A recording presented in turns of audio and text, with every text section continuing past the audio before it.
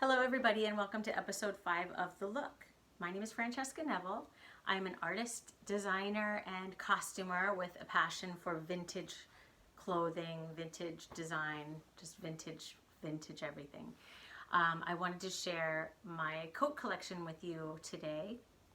I have coats from dating back to the 40s all the way up through the 80s. So I will start with this. It's a 1940s sports jacket. It's a tailored jacket made of virgin wool in a tweed pattern.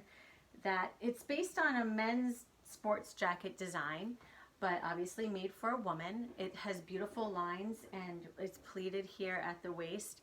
I love this jacket because it has an asymmetrical design. I'm gonna bring the camera close because you got to see this up close here. Sorry for the jiggling. But see, it's green and black tweed. The side has a beautiful cuff detail. I'm missing one button. And then on the same side is this awesome pocket that kind of stands out. And then the other side of the jacket has a more streamlined, just pleated waistline here with no cuff detail. The lapels are beautiful on this. The shoulders are a bit padded as they did in the 40s, and right here on the breast pocket detail is really beautiful as well. The 1940s was one of my favorite decades for women's clothing because I loved how they played off of men's styles and really made them super beautiful and feminine. Just to give you a look at the back. So this is something that would be worn, you know, more of an everyday look, more versatile. Usually suit jackets like this came with a skirt that matched, but women would often mix and match. So they would maybe wear a plain, you know, black skirt or a green skirt with this to complete the look. I have a 1950s wool coat here. I'll put it on myself because you might get a better idea of the cut of it. This is a full-length coat with a mink collar. It could be ermine. It feels like mink. One thing I love about vintage coats are the huge cloth-covered buttons, usually with really cool details. Like that's kind of like a tic-tac-toe pattern, and this bow at the neck. I love this coat because it's called a swing coat. It has a lot of fabric in the back. So women could wear their full skirted dresses underneath, no problem at all. You see how it only has a double-breasted look here with 4 buttons and the bottom is open. The sleeves are raglan sleeves and they're only 3/4 length. And I would get a lot of questions about why are these coat sleeves not all the way to the wrist? A lot of 50s coats and even 60s, sometimes in the 40s. It's because women would accessorize. I mean, we talked about shoes, we talked about hats, handbags, and gloves. I never got to get to gloves yet, but these were all a part of the look, you know, with this coat. So a glove would usually finish this look and probably be long enough to keep the wrist warm. Also, women used muffs sometimes. They brought back the, you know, that fur muff that you could stick your hands in and keep them warm. Lots of coats have a tag at the neckline here. This tag was usually telling you about the store you bought the coat from. This says the Smart Shop in Lock Haven, PA. And then the designer of the coat would be on the inside, on the button side, the buttonhole side here. And this says Schwartex Fashion New York. Schwartex Fashion New York. So this is who made the coat, designed the coat. And then this is the store where the coat was bought from.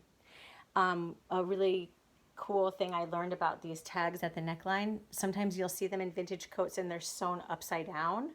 And I thought, that's weird. How could you make that mistake when you're hand stitching tags in? But I found out that it was because when women took their coat off and draped it over the back of the chair, like so,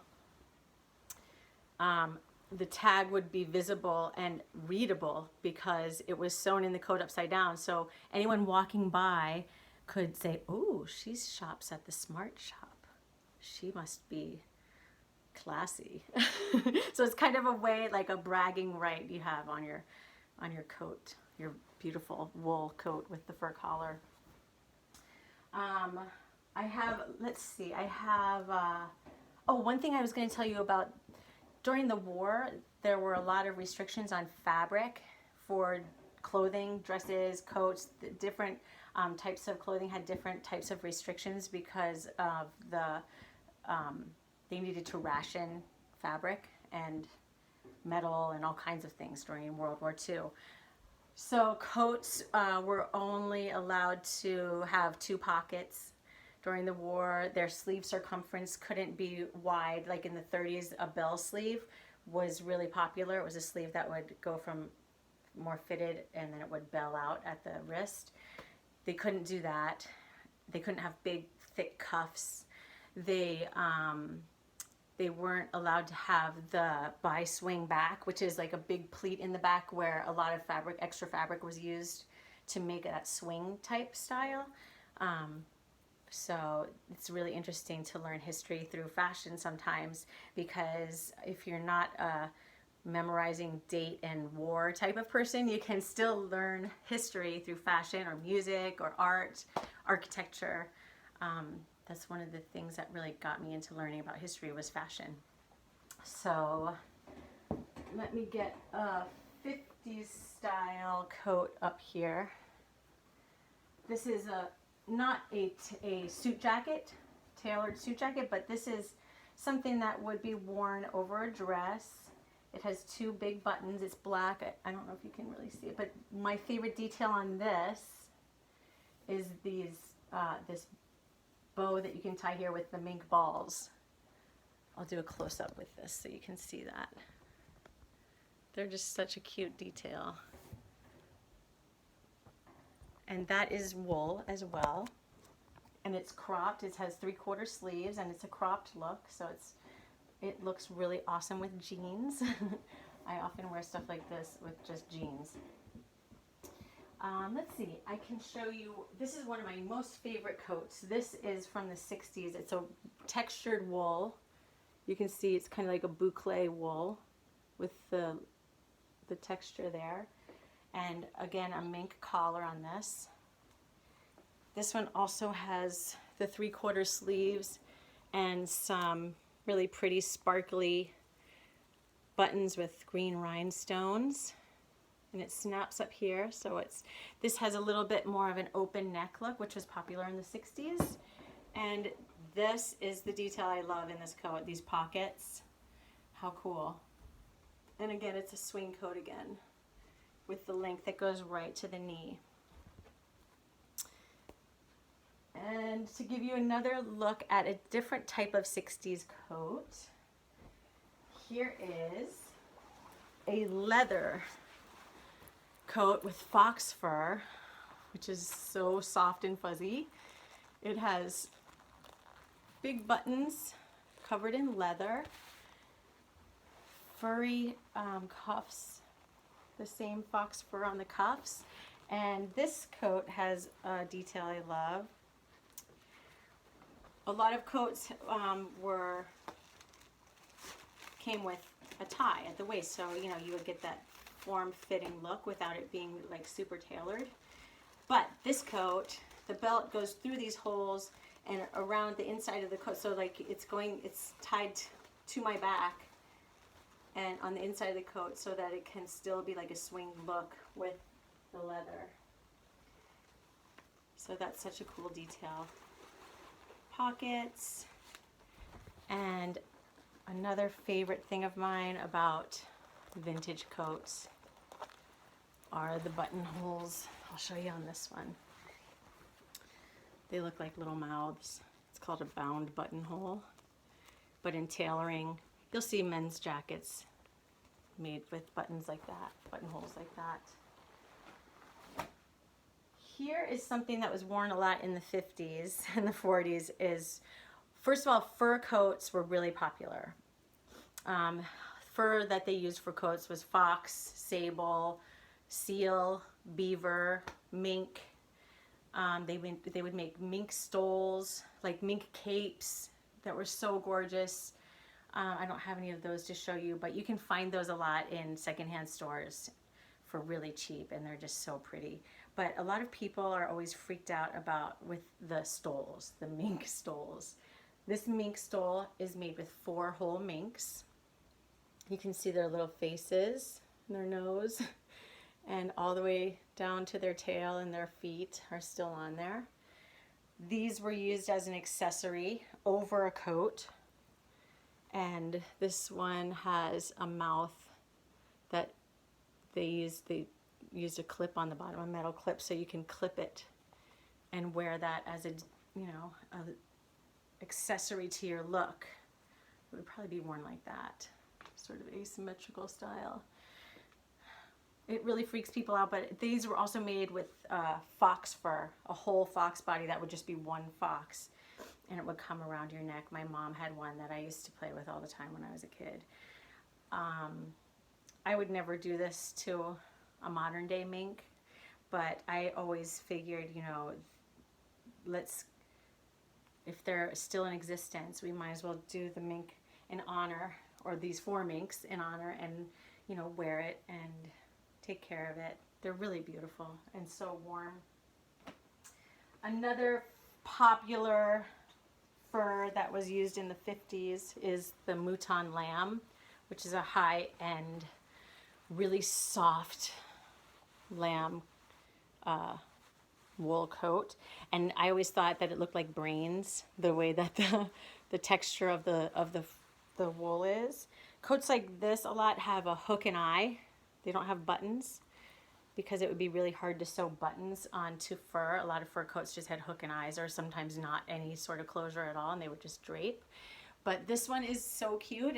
It's just a waistcoat. It has a little bit of a swing to the back of it, so you have room to move, and these big fat cuffs, which are really pretty. This is such a warm coat. The thing about fur coats, vintage fur coats, is they're so warm. I'm actually sweating right now. Here is a 1970s wool coat. This is kind of like a swagger coat. There were trench coats, the swing coats, which I'm a big fan of, as you can tell, because I have so many swing coats. The box coat, which was a long coat that was kind of shaped like a box, and that would usually have a tie at the waist to cinch it in. And then there was also another, it's more of a dress, but it's called a coat dress, but they were made to look like coats. I love coat dresses too. But the swagger coat was kind of like a trench coat, but not trenchy. It had, the lapels. This one has fox lapel and fur at the cuff again.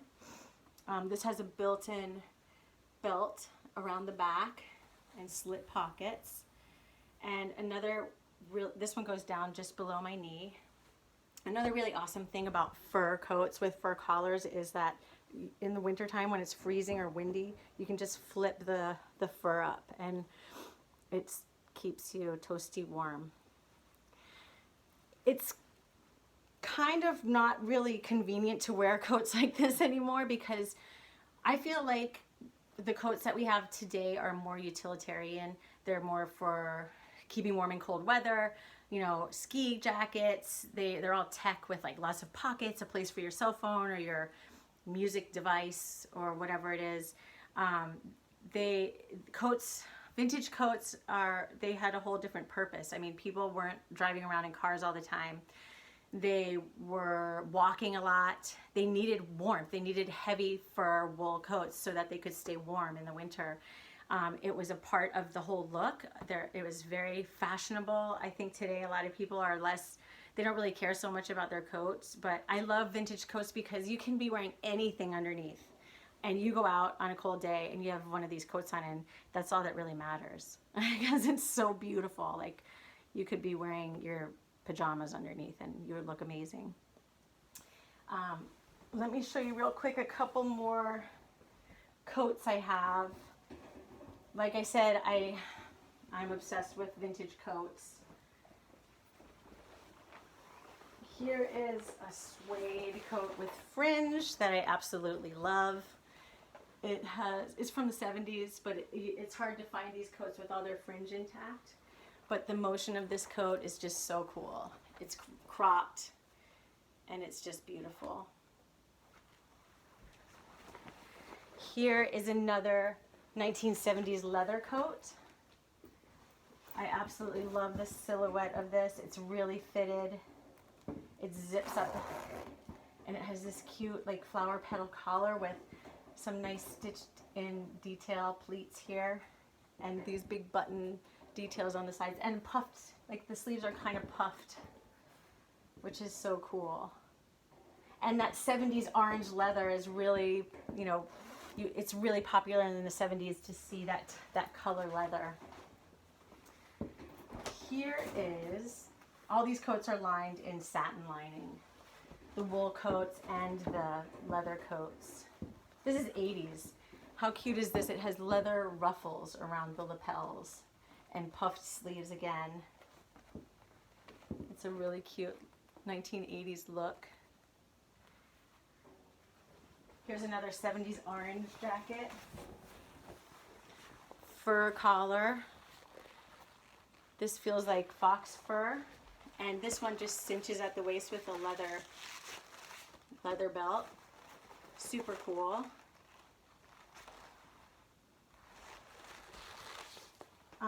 Let's see, I have one other thing I could show you that's a coat I wore all the time. It's a Bobby Brooks ski jacket from the 60s. Here's the label. See, it's really torn to shreds. Ski Looks by Bobby Brooks. But how different is this from a modern day ski jacket? It's faux fur, which faux fur was really popular in the 60s. It does have a real fur trim around the hood. But, I mean, this is not a down jacket that smushes up into like a tiny ball so you can put it in your backpack. This is what you'd ski in. It would probably keep you warm enough. And I think that's all I have to show you. I could talk forever again. I always have so much that I want to share with you, but I hope that you learned something today, and thank you for letting me share my coat collection with you. Have a great day, and if you are looking to take some costuming classes from CTL this summer, I'll be teaching them. Go to ctlshows.com and you can find out the information there about signing up for the classes. So have a great day, everybody. Enjoy this beautiful weather. Bye-bye.